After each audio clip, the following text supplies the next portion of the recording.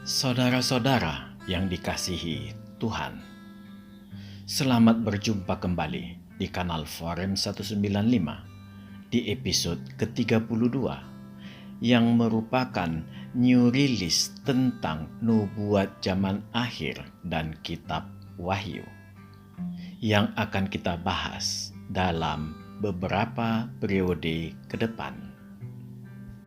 Banyak dari kita yang berulang kali membaca kitab Wahyu dan kita menemukan kesulitan. Saudara tidak perlu khawatir. Itu bukan karena kita kurang iman. Yang pasti itu dialami setiap orang. Dikarenakan kitab Wahyu bukanlah kitab yang bisa berdiri sendiri. Kitab Wahyu merupakan puncak intisari dari banyak kitab lainnya yang isinya mengarah kepada nubuatan zaman akhir. Dengan membaca kitab Wahyu, kita akan dibawa pada suatu pengalaman baru yang luar biasa. Perasaan tersebut muncul dikarenakan kita berada di fase akhir dalam upaya kita memahami Alkitab. Sebuah fase di mana seluruh nubuatan berakhir. Fase di mana seluruh janji Allah digenapi. Fase di mana kita memahami apa dan seperti apa tujuan Allah memulihkan citra dirinya di manusia dan citra dirinya di seluruh ciptaannya. Seberapa banyak pun yang diberi Tuhan untuk kita pahami, kita harus mengucap syukur. Dan yang terpenting, kita memahaminya di dalam kebenaran. Saudara-saudara yang terkasih, berada di fase ini memungkinkan kita akan merasa ketakutan yang luar biasa.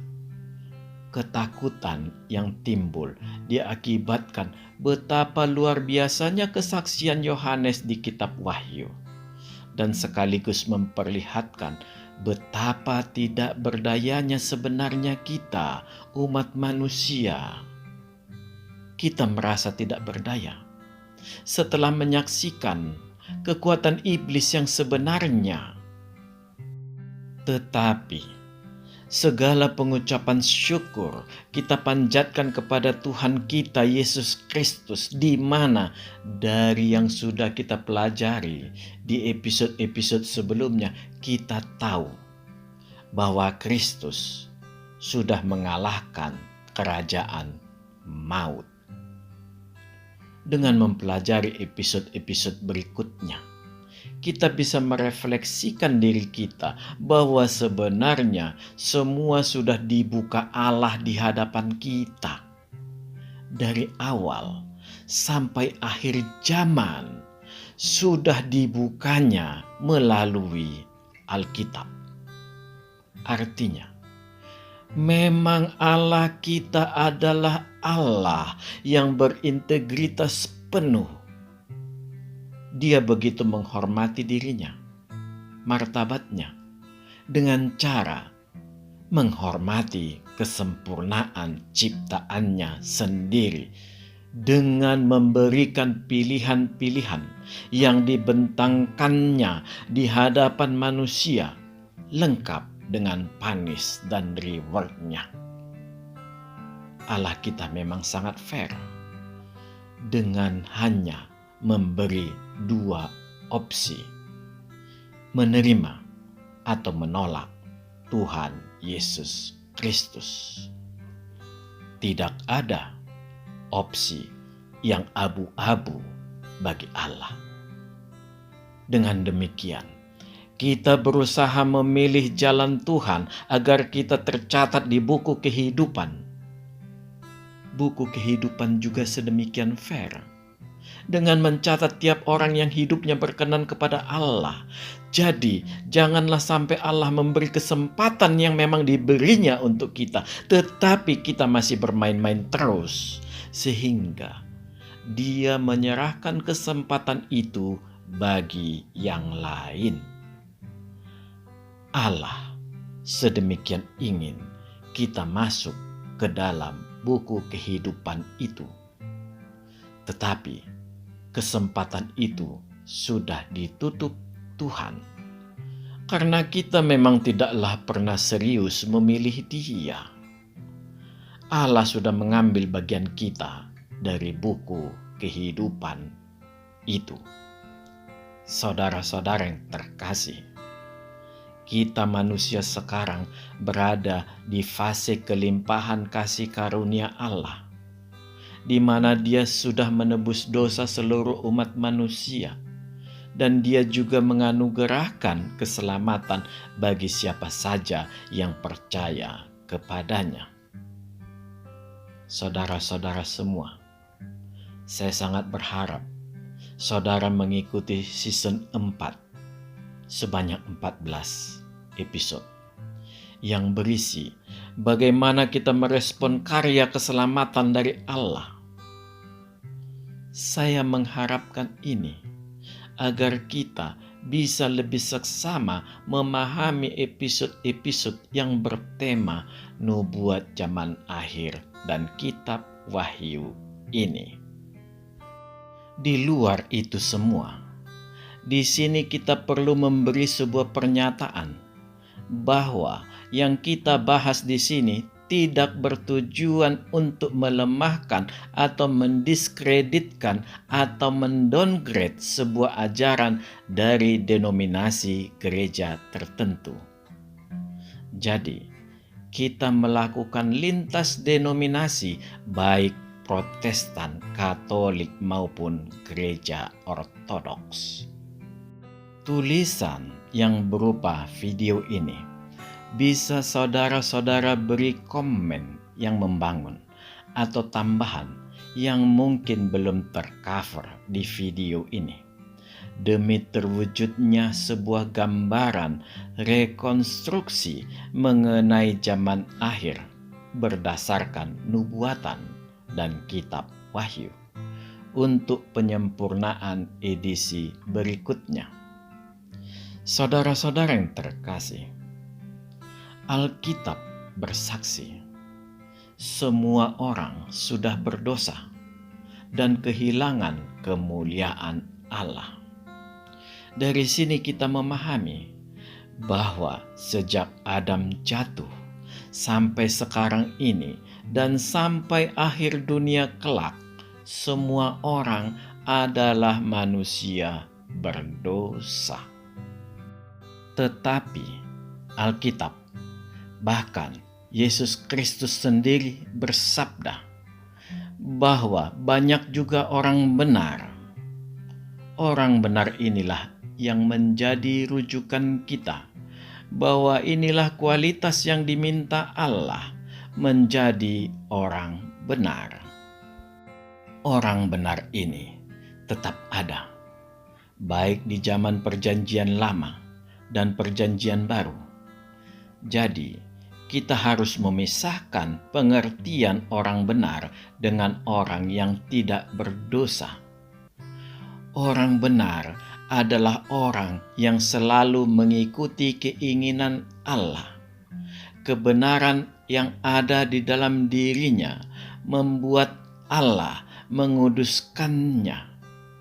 Mohon saudara tekankan di sini adalah pengudusan atau dipisahkan, atau lebih tepat kita katakan diperlakukan Allah dengan khusus. Sekalipun demikian, citra dosa tetap ada di dalam dirinya, meskipun hanya sekedar memperoleh warisan dari Adam. Hal-hal ini perlu kita ungkapkan karena kita menyadari adanya sebuah realita bahwa cara-cara Allah menyelamatkan umat manusia memang berbeda antara di Perjanjian Lama dan Perjanjian Baru. Sekalipun demikian, seluruh dasar keselamatan adalah sama, yaitu kasih karunia. Jadi, Di dunia ini, bila kita merefer ke Alkitab, hanya ada satu orang yang menyandang orang benar dan tidak berdosa, yaitu Tuhan Yesus Kristus. Tidak ada yang lain lagi. Pertanyaannya, mengapa bisa? Padahal Yesus Kristus juga keturunan Adam. Fenomena firman menjadi manusia, sebenarnya inilah pengertian yang sejati dari inkarnasi menjadi daging. Yesus Kristus di sini bukanlah image Allah yang menjadi manusia, tetapi memang Dia adalah Allah itu sendiri dalam bentuk tubuh manusia. Bila Yesus Kristus hanya berupa image, maka Yesus Kristus hanyalah Kristofani, yaitu Allah yang tampak sebagai manusia yang bukan manusia. Kenyataannya, Alkitab mempersaksikan lebih daripada itu. Memang Dia adalah manusia sejati dan Allah sejati. Saudara-saudara yang terkasih, Yesus Kristus adalah benih full sorgawi yang ditanamkan Allah di rahim seorang perempuan sesuai nubuatan Allah Yahweh di kitab Kejadian 3 ayat 15. Yesus Kristus itu seluruh elemen asalnya adalah sorgawi. Ini bisa kita lihat di 1 Korintus 15 ayat 47 sampai 48. Kita harus mengingat esensi Allah adalah Roh, baik Sang Bapa, Sang Firman, dan Roh Kudus. Ketiganya tidak bisa kita lihat dan kita hampiri. Untuk mendukung rencana Sang Bapa mengutus Sang Firman menjadi manusia, maka diberilah uniform seperti manusia bagi Yesus Kristus yang seluruhnya unsur dasarnya adalah sorgawi, yang kemudian bertumbuh menjadi manusia yang sempurna. Memanglah, ini yang menyebabkan Tuhan Yesus Kristus tidak bisa jatuh ke dalam dosa. Dia bisa menahan lapar 40 hari dan 40 malam tanpa jeda. Dia tidak bisa mati karena dia tidak berdosa, dan banyak lagi lainnya. Inilah fenomena-fenomena sisi kemanusiaannya yang tidak mampu kita lakukan, tetapi justru memperlihatkan memang Dia adalah Allah itu sendiri di dalam kesempurnaan tubuh kemanusiaannya.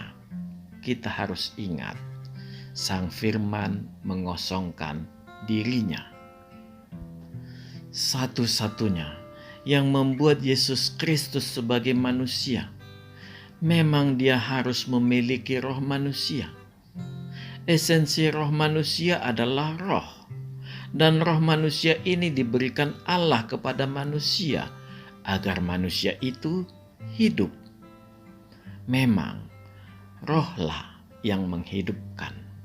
Artinya, memberi manusia itu hati nurani yang murni, yang kemudian melahirkan akal budi. Dengan akal budi ini, manusia bisa menjalankan kehidupan kesehariannya dengan benar, karena terkoneksi ke Allah. Artinya, sejak awal Allah menciptakan manusia, Allah sebenarnya menginginkan manusia menjadi orang yang suci dan sudah pasti berada di dalam kebenaran juga.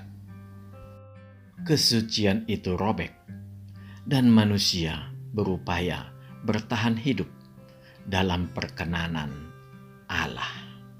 Inilah orang benar. Seiring dengan perkembangan dosa yang sangat eksponensial, keberadaan orang benar semakin sulit kita temukan. Sekalipun demikian, Allah tetap bekerja menjaga umatnya, dan Dia tahu keberadaan umatnya yang benar ini. Roh manusia yang diberikan Allah memang berasal dari Allah dan akan kembali ke Allah bila manusia mati. Roh yang tetap suci sekalipun berada di kekelaman hati manusia. Dengan inilah Allah dapat melihat terang atau redupnya roh manusia di dalam hati manusia. Karena inilah cara Tuhan untuk menyelidiki relung hati manusia. Dialah pelita Tuhan, Dialah citra Allah di dalam diri manusia, Dialah gambar Allah itu. Saudara-saudara yang terkasih, di banyak video kita, saya menyatakan bahwa Yesus Kristus adalah full berasal dari benih sorgawi. Artinya benih yang sudah lengkap dari sorga, dari Allah.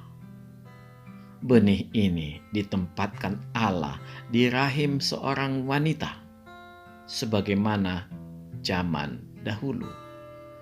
Cara melahirkan manusia seperti ini yang dipahami manusia secara umum. Dan cara itu juga yang ditempuh Allah dan sesuai dengan nubuat Allah di kitab Kejadian 3 ayat 15. Dikarenakan benih sorgawi itu sudah lengkap, maka tidak akan ditemukan DNA dari seorang pria ataupun wanita yang berasal dari dunia ini pada diri Yesus Kristus. Dan inilah yang saya maksud, bahwa Yesus Kristus memiliki DNA Tuhan. Jadi, kita tidak perlu mencari DNA Tuhan, dikarenakan hal itu tidak akan bisa kita peroleh. Yang bisa kita lihat dan peroleh adalah karyanya. Proses penempatan benih ini pernah saya gambarkan seperti menempatkan sel telur yang sudah dibuahi ke dalam bayi tabung. Karena inilah saya lebih cenderung memakai istilah concept dari Alkitab King James Version untuk memperkuat arti kata kandungannya yang terdapat di Matius 1 ayat 20. Dengan menggunakan kata ini, saya memperoleh pengertian yang lebih tepat dengan mengartikannya bagaikan, dalam tanda kutip, menaruh benih.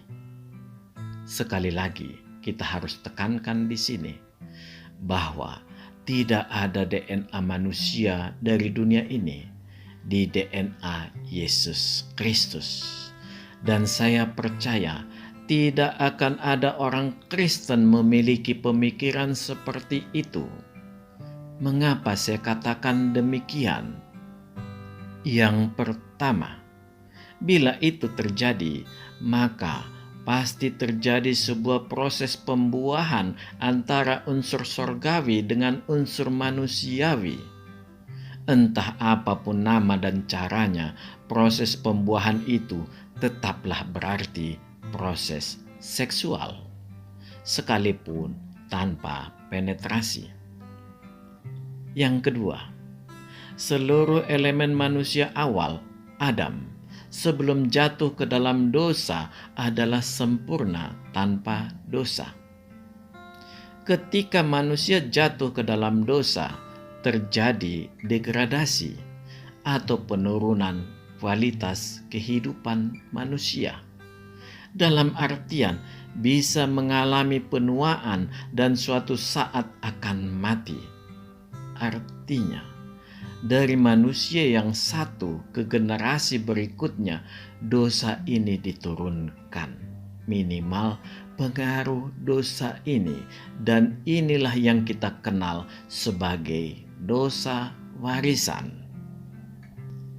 Jadi, ketidaksempurnaan itu diturunkan ke generasi berikutnya melewati sebuah cara. Jembatan penghubung antara generasi yang satu ke yang lainnya hanyalah melalui DNA. Jadi, mitos yang mengatakan karena pengaruh lingkungan orang menjadi jahat itu kuranglah tepat. Atau ada yang mengatakan bayi itu suci, tidak berdosa, itu juga kurang tepat.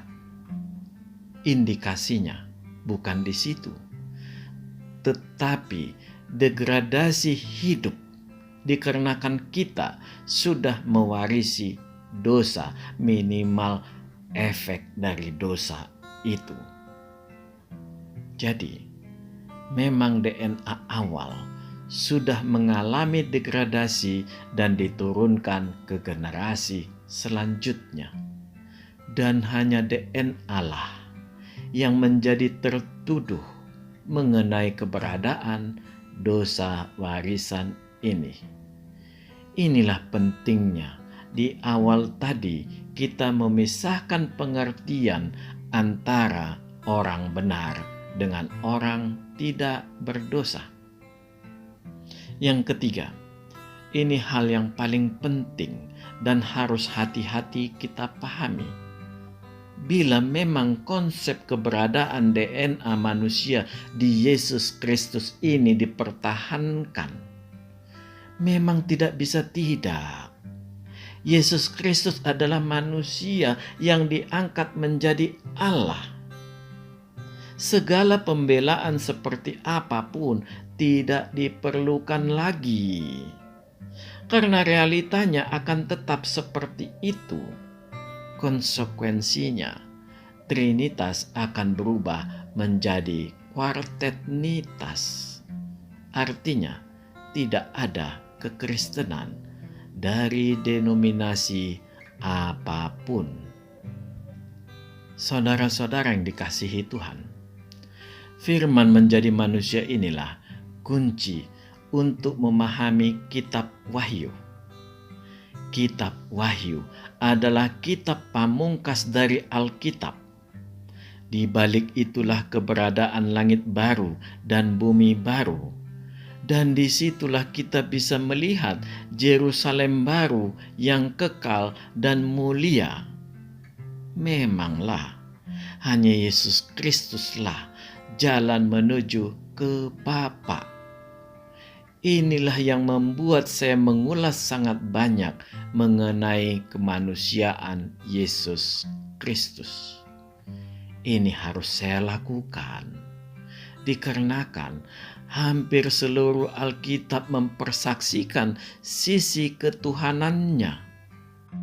Dan menuju pembelajaran kita bersama mengenai zaman akhir, tidak bisa tidak, memang konsep kita memahami Yesus Kristus harus terlebih dahulu kita dudukkan dengan benar. Bila tidak, maka kita tidak akan memperoleh kebenaran berikutnya yang akan diberikan Tuhan. Yesus Kristus itu sangat luar biasa peran dan kedudukannya di kitab Wahyu. Pekerjaannya itu tidak bisa dilakukan oleh oknum yang lain, sekalipun dia berlevel dewa atau manusia yang diangkat menjadi Allah.